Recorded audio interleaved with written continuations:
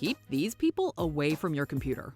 Welcome to WatchMojo, and today we're counting down our picks for the top 10 infamous hackers. For this list, we're looking at hackers notorious for exploiting computer systems and telecommunications networks. Number 10. Kevin Poulsen.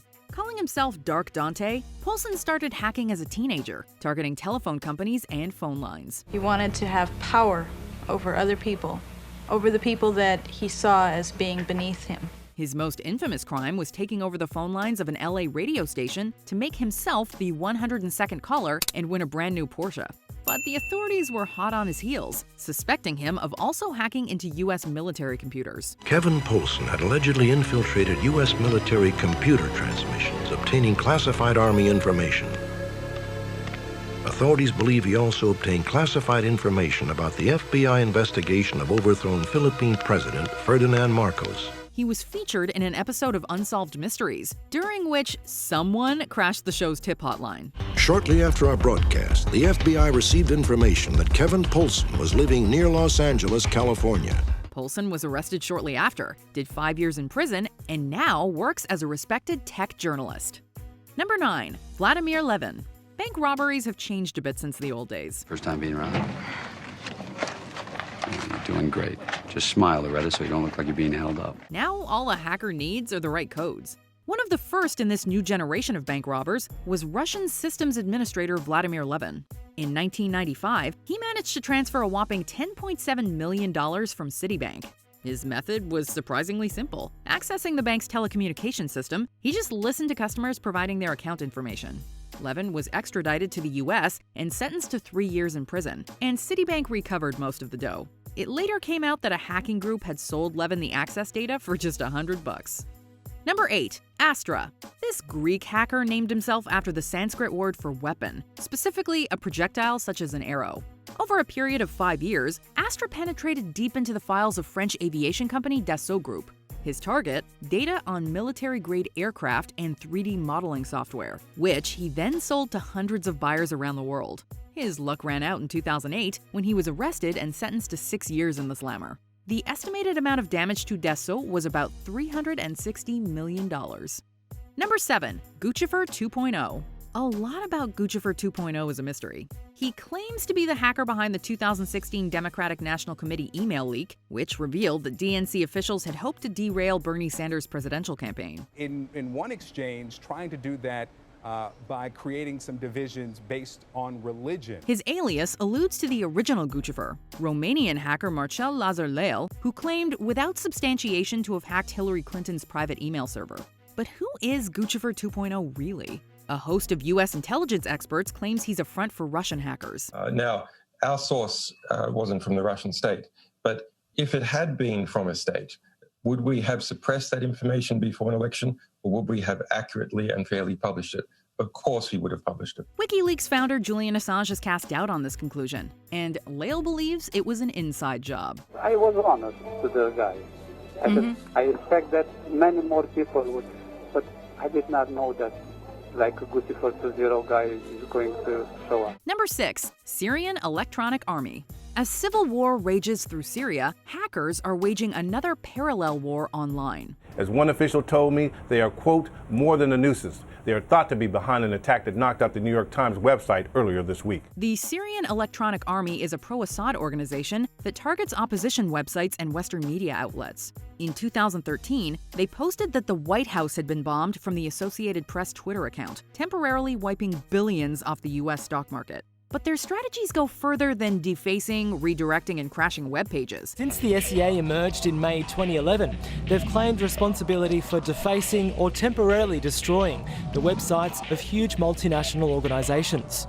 Al Jazeera, the New York Times, Huffington Post, Human Rights Watch. They've even hacked the BBC Weather Twitter account. More sinisterly, they also use electronic surveillance to monitor dissidents and foreign aid workers. On the Syrian Electronic Army website, the group not only brags about hacking opposition military leaders, but also the countries who support them. Websites belonging to governments and ministries in Qatar, Saudi Arabia, and Turkey have all been hacked, and diplomatic and strategic secrets were revealed. Since Assad has been accused of war crimes, this places these monitored opponents at significant risk. Number 5. Albert Gonzalez. This hacker had a chance to go straight, but went for broke instead. But Gonzalez is no ordinary criminal. He'll soon be known as the most cunning cyber crook in American history. Arrested for credit card information theft in 2003, Gonzalez, also known as Soup Nazi, cut a deal with the authorities. He would inform on his accomplices at Cybercrime Bazaar's Shadow Crew and avoid prosecution. What they do is they distribute these numbers to their contacts in Russia.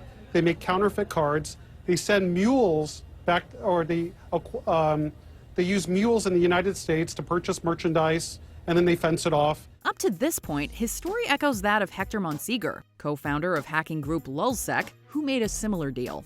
But Gonzalez later pressed his luck, launching campaigns against Dave & Buster's, TJX, and Heartland Payment Systems. He and his crew stole over 170 million card and account numbers. It's millions. I mean, we're not talking about somebody making a couple of thousand or 5, 10, 15,000. We're talking about millions and millions of dollars. Gonzalez got rich, but he also got busted and was jailed for 20 years. Number 4. Adrian Lamo. We call you the homeless hacker because you don't have a residence that you live in all the time. You move around from friend's house to house. Is that how you do it? Or? I sort of have a long-term tendency to move around. I've been a little bit more stable lately, but I wouldn't say I'm slowing down. Lamo, who passed away in 2018, was best known for turning in Chelsea Manning for her disclosure of classified documents to WikiLeaks. People don't understand what it was like to have to make the decision, to have to be in my shoes, and to ultimately have to be responsible for putting a young man in shackles at the same age that I was. But he was also once a gray hat hacker, accessing private networks for kicks, then exposing system weaknesses. His biggest hack was breaking into the New York Times. It was also his biggest mistake. He added his real name to their database of op-ed writers, then notified former hacker Kevin Poulsen to publicize his feat, hoping that the gray lady would thank him. It's a shame that it had to come to this. I think that it could have been done better. I think that the New York Times could have conducted itself better. But I think that it's going to be interesting from here. I intend to make the best of the experience, and I intend to show that this sort of thing can't be seen as a deterrent, that I'm not going to let this deter me from doing what I do. Instead, the paper pressed charges, and Lamo was fined and sentenced to 2 years probation. Number 3. Anonymous. Some are in it for the lulz, some for the, quote, good of mankind. Anonymous is a hacking collective that originated on the image board 4chan and really hates attempts to censor or control the internet. It first made headlines for a hacking campaign against the Church of Scientology in retaliation for the church's attempts to remove a Tom Cruise indoctrination video from online. Anonymous has therefore decided that your organization should be destroyed, for the good of your followers, for the good of mankind, and for our own enjoyment. Other high-profile targets have included Amazon, MasterCard, and PayPal after they cut off services to WikiLeaks. It's been called Operation Payback. So-called hacktivists secretly infiltrate thousands of other online computers whose owners are unaware of the process. They form a so-called zombie army of robo or slave computers that bombard the mainframes of the target companies with so many messages, the target computers slow down or crash under the onslaught. In 2020, they rose to prominence again with hacks in support of the George Floyd protests. Although they tend to enter the spotlight sporadically, Anonymous is legion and still very much active. Unfortunately, we do not trust your corrupt organization to carry out justice, so we will be exposing your many crimes to the world. We are legion. Number 2. Gary McKinnon. There are hackers who hack for personal profit or just for the thrill of it. Then there are hackers who break into systems to search for aliens. Of course, it could be a rock, it could be geology. Who knows until you're actually there. In 2001, Scottish systems administrator Gary McKinnon infiltrated NASA networks, claiming he was seeking proof of extraterrestrials and alien technologies. It was a picture of something that definitely wasn't man-made. It was above the Earth's hemisphere. It was kind of looked like a satellite. And according to McKinnon, he found it. He also allegedly caused a shutdown of thousands of military computers. After a 10-year legal battle, McKinnon managed to avoid extradition to the U.S., and all charges were dropped. We understand that the reason that Theresa May was able to make this intervention on his behalf was because the Home Office committee that looked into his medical issues, as we were saying earlier, he has Asperger's syndrome. The Home Office psychiatrist found that he is a suicide risk. Before we reveal the identity of our top pick, here are some honorable mentions. Jonathan James, hacked into the U.S. Department of Defense for fun when he was 15. Max Ray Vision, formerly Max Ray Butler, also known as Iceman, jailed for stealing almost 2 million credit card numbers. Matthew Bevin, also known as Coogee, hacked into USAF, NASA, and NATO looking for information about UFOs. Could you have got into the Pentagon as these people did? Well, the Pentagon is just a computer system like any other. The fact that it is a target and is the head of the top world power just makes it even more so a target. Before we continue, be sure to subscribe to our channel and ring the bell to get notified about our latest videos. You have the option to be notified for occasional videos or all of them. If you're on your phone, make sure you go into your settings and switch on notifications. Number 1. Kevin Mitnick. He was once the United States' most wanted hacker. It's not a myth, it's real, and I'm going to prove it's real. Mitnick's hacking was unique in that he used social engineering to access networks, impersonating authority figures to trick people into divulging information and passwords. In his black hat days, he copied software from Digital Equipment Corporation's networks, did time, but went straight back to hacking. While on the run, he was able to monitor FBI communications, even leaving donuts for them before abandoning a hideout. So, to make a long story short, I was able to get the cell phone numbers of the agents, and then by hacking into the cellular provider, I could monitor where they physically were, physically in Los Angeles. I could also monitor who they were calling and who was calling them. After a federal prosecutor claimed he could launch a nuclear missile by whistling into a telephone, he served out some of his 5-year sentence in solitary confinement, but now works as a successful security consultant. And I got punished for it.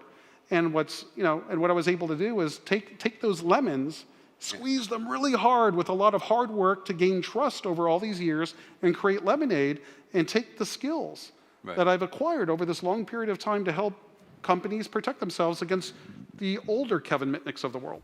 Do you agree with our picks? Check out this other recent clip from WatchMojo, and be sure to subscribe and ring the bell to be notified about our latest videos.